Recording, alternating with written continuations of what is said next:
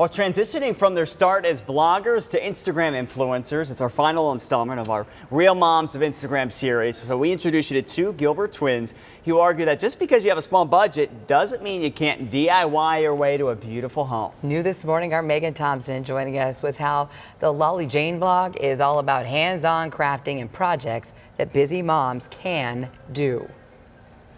Kelly Mullins was struggling to make ends meet. She's the one on the right there. At the time, her husband was a newly sworn-in Valley police officer, and they're also struggling to pay for some medical bills from one of their children. So she had to do something from home in order to make some extra money. So she enlisted the help of her sister, Christy, and they decided to do crafts from home to make that extra cash. And now they're even bigger than ever.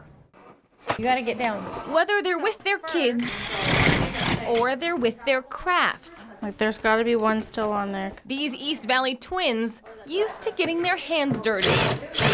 Christy Jansen and Kelly Mullins inviting us to Gilbert while they worked on making this play kitchen look better than my own kitchen. We're so flattered that anybody cares what we have to say. It's true. It all started back in 2007 with a sign shop. Even though we were poor, I still loved making over my own furnishings, like something on the side of the road. You get the 59-cent craft paint and you'd give it new life. Now they have Instagram fame with nearly 140,000 followers, getting big name companies coming to them just to pay for a post. Our first customer, our first brand partnership, I should say, was with Elmer's. Elmer's glue.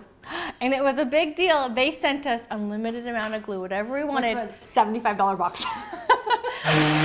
Their blog and following only going up from there after realizing they needed to focus on a niche market, a mom on a budget. A lot of the influencers see today like, oh, my husband's a doctor, he's a dentist. And I'm like, well, of course you have thousands of dollars to renovate your home. Well, we don't. But they offer solutions, which has made them successful enough to provide for their families right from their own homes. You have to solve a problem. Yeah. If you want to succeed, you have to solve a problem for them. You have to be selfless in giving and give them information, because people don't want to just look at a pretty feed because you don't know the story behind it. Christy and Kelly say find that story, then build your brand by going to conferences and take online classes for things like photography or social media. And so that's the first thing I would say is you need to get educated on what your strategy is. It looks so good. Their finished product never really finished. The following, always looking for another craft, more content.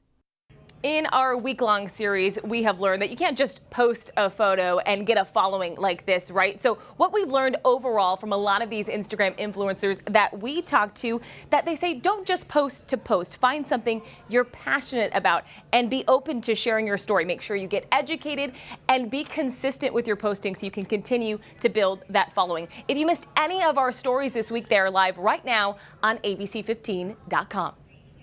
They are all so good. This has been so much fun to follow and right here locally. Yeah, and I love the message here. It seems like slow and steady wins the race, so don't kind of expect that instant gratification. You got to be committed to it. All of these ladies we've profiled definitely have that commitment and that passion. Megan, thanks. It's awesome. Iris.